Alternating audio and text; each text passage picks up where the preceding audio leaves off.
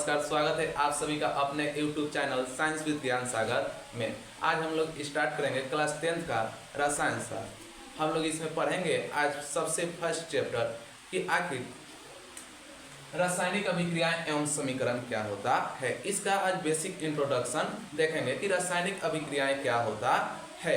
देखिए, इस चैप्टर को पढ़ने के लिए सबसे पहले क्या करना है कि आपको कम से कम 1 से लेकर 13 तक जो तत्व होता है इसके बारे में, इसका सांकेतिक नाम क्या होता है, इसका परमाणु संख्या क्या होता है, इसका परमाणु द्रव्यमान क्या होता है, इसके बारे में अध्ययन करना पड़ेगा। उसके बाद ही ये चैप्टर आपको समझ में आएगा। चलिए सबसे पहले स्टार्ट करते हैं, देखते हैं कि आखिर रासायनिक अभिक्रियाएं क्या होता है।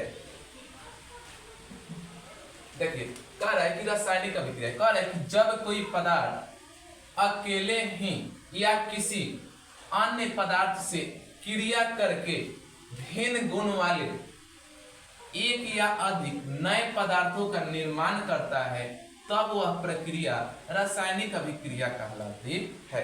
देखिए, कहने का मतलब क्या है कि इसमें अगर आप एक या एक से अधिक या तो वे समान प्रजाति का या अलग अलग प्रजाति के पदार्थ या यौगिक को लेते हैं और उसमें जब अभिक्रिया कराते हैं, रिएक्शन कराते हैं, तो उससे जो न्यू सब्सटेंस बनते हैं, जो नए पदार्थ बनते हैं, वे मूल पदार्थों से क्या होते हैं, अलग होते हैं या भिन्न होते हैं।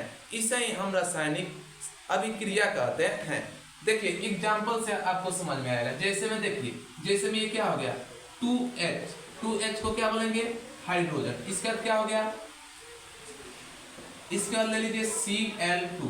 इसमें जब क्या कराइएगा, सनलाइट के प्रेजेंटेशन में जब अभिक्रिया कराइएगा तो इससे क्या होगा, देखिए कह रहा है क्या होगा, एक नए पदार्थ का निर्माण होता है और ये क्या होता है, भिन्न गुण वाले होते हैं। तो देखिए इससे क्या होगा, 2HCl डाइहाइड्रोक्लोरिक अम्ल का उत्पत्ति होता है या निर्माण होता है। इसको क्या बोलते हैं, हाइड्रोजन बोलते हैं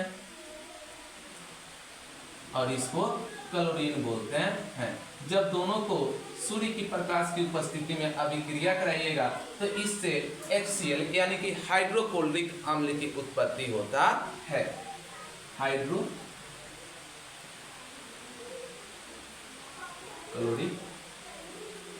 अम्ल। चलिए देखिए इस समीकरण को देखो, ये जो समीकरण है, ये जो रिएक्शन करा है, इसको अभी देखो, ठीक है। इसी के अकॉर्डिंग क्या होगा, आपका अभिकारक और प्रतिफल ये भी यहीं से सर्टिफाइड हो जाएगा। देखिए कह रहा है कि अभिकारक क्या होता है, कह रहा है कि जो पदार्थ रासायनिक अभिक्रिया में भाग लेकर नए पदार्थ बनाते हैं, अभिकारक कहलाते हैं। देखिए यहाँ पे क्या हुआ, अब देखिए यहाँ पे एक बात आ रहा है, ये क्या है, ये क्या है, ये रासायनिक अभिक्रिया में भाग लिया है, तो इसको हम क्या बोलेंगे, अभिकारक बोलेंगे। क्या बोलेंगे, अभिकारक। तो देखो अभिकारक क्या होता है, जो रासायनिक अभिक्रिया में भाग लेते हैं उसे ही हम अभिकारक कहते हैं। साधारण भाषा में जैसे में क्या हो गया, जैसे में मान के चलो कहीं पे लड़ाई हो रहा है तो जो उसमें भाग लिया उसको क्या बोलेंगे, अभिकारक बोलेंगे। अब देखो आगे क्या होता है, प्रतिफल। कह रहा है कि और रासायनिक अभिक्रिया के फलस्वरूप बने नए पदार्थ प्रतिफल कहलाते हैं। देखो ये क्या था, अभिकारक था, इसमें हमने क्या कराया, रासायनिक अभिक्रिया कराया। जब रासायनिक अभिक्रिया कराया था इससे क्या हुआ, एक अलग प्रकार के पदार्थ की उत्पत्ति हुआ।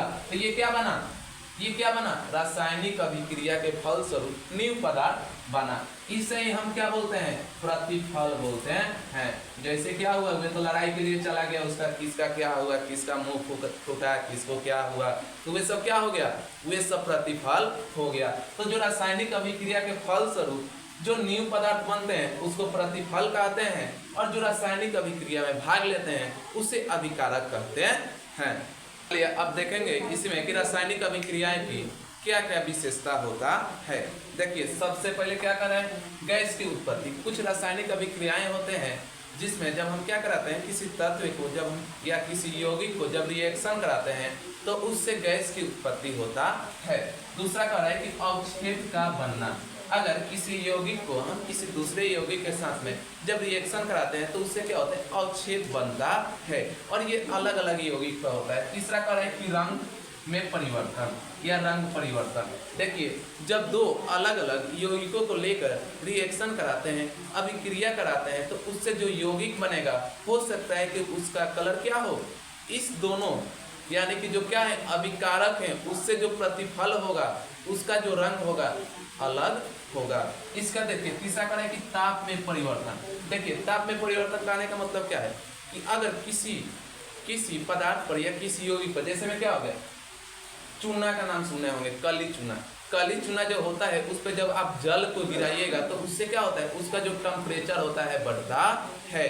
तो इसको क्या बोलेंगे, ऊष्मा में परिवर्तन। और ये जो ऊष्मा में परिवर्तन होता है ये भी क्या है, एक प्रकार की रासायनिक अभिक्रिया है। इसका तो है अवस्था में परिवर्तन। सभी लोग देखे होंगे लोग घर में, अभी तो क्या है, अभी तो लाइट की जमाना है, पहले घर में मोमबत्ती जलता था। जब मोमबत्ती क्या होता है, गलता है, तो वे जैसे जैसे गलता है उससे क्या होता है, वे छोटा होते जाता है, यानी और जब वे छोटा हो गया तो उसका क्या हो गया, अवस्था चेंज हो गया। इसके बाद क्या होता है, इसका एक और होता है जिसमें क्या होता है, हम भोजन को खाते हैं, ये भी क्या है, जब वे पचता है तो वह भी एक प्रकार की रासायनिक अभिक्रिया है। चलिए मिलते हैं अब आगे नेक्स्ट लेक्चर में। अभी के लिए थैंक यू, धन्यवाद।